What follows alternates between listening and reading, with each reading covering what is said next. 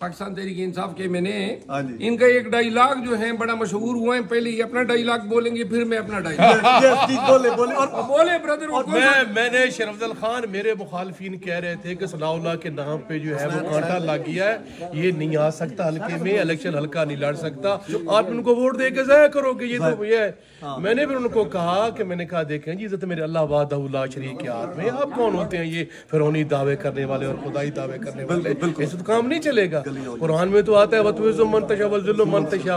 तो मैंने उनको कहा गलियां हो जान सोंझ विच मिर्जा यार फिरे, इंज काम न चल सी, इंज काम न चल सी।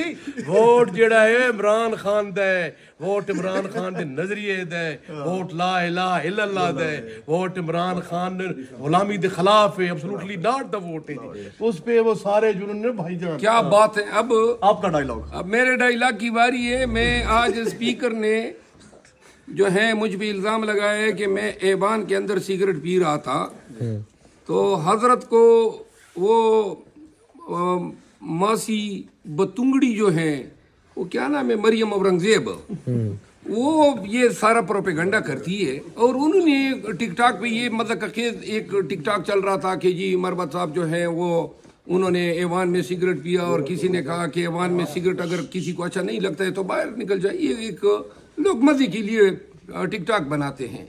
स्पीकर साहब ने ना कैमरे चेक किए, ना किसी से रिपोर्ट तलब की, कुर्सी पे बैठ के उन्होंने बयान दाग दिया। स्पीकर साहब ये गल न चल सी,